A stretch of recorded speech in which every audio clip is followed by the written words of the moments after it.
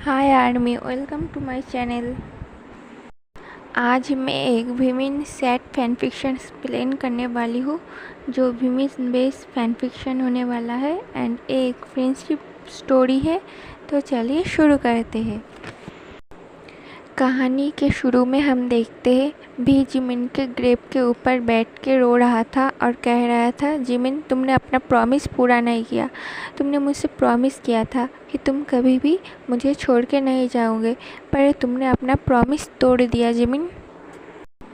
इसके बाद story flashback में शिफ्ट होती है। भी और जिमिन दोनों ही बहुत छोटे थे और वो दोनों एक दूसरे के बेस्ट फ्रेंड हुआ करते थे। एक दिन अचानक जिमिन की तबीयत ख़राब हो जाती है और भी बहुत वरीड हो जाता है जिमिन के लिए।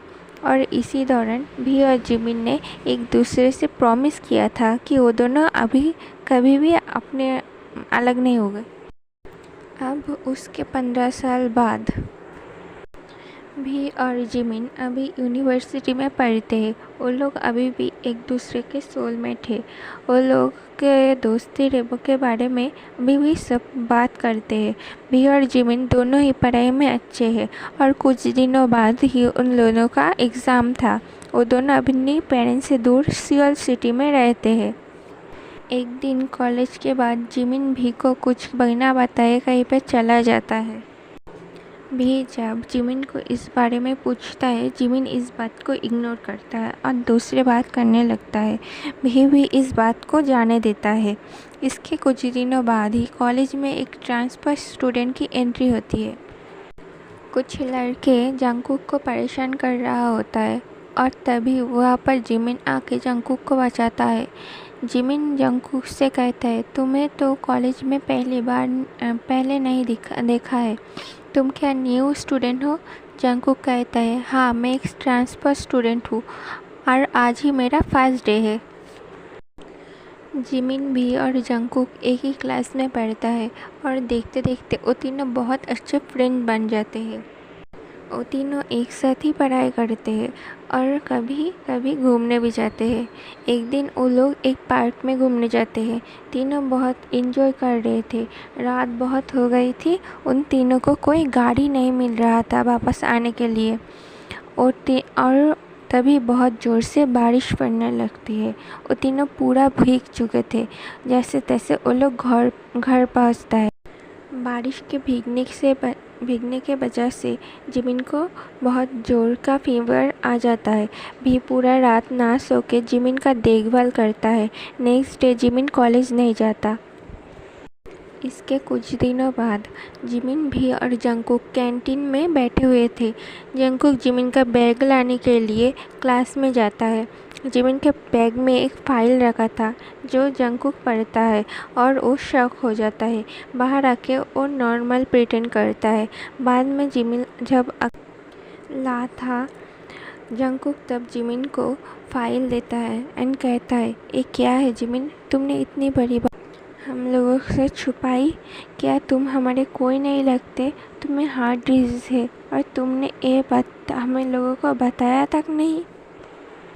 जिमिन कहता है, देखो जंगकुक, मैं तुम लोगों को बताता था। जंगकुक रोते हुए कहता है, कब बताते तुम? क्या भी को इस बारे में कुछ पता है? जिमिन सर नीचे करके कहता है, नहीं।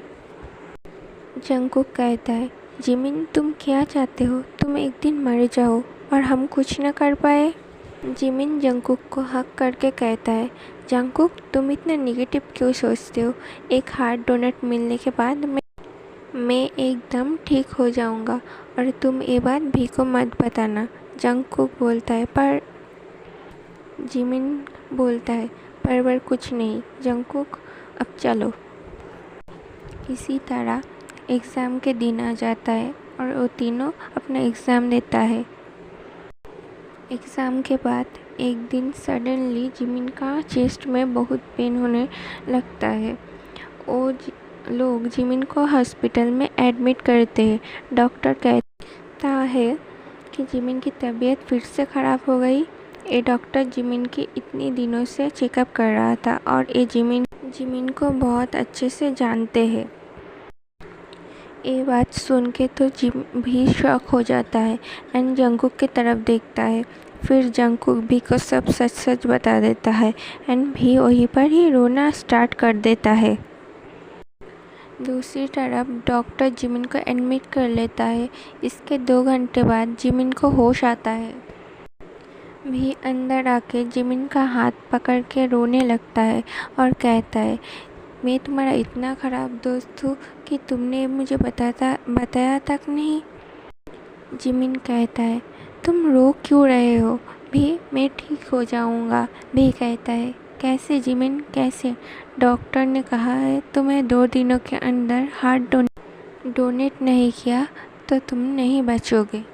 ये बात सुन के जिमिन भी रोने लगता है और बोलता है कि मैं मरना नहीं चाहता।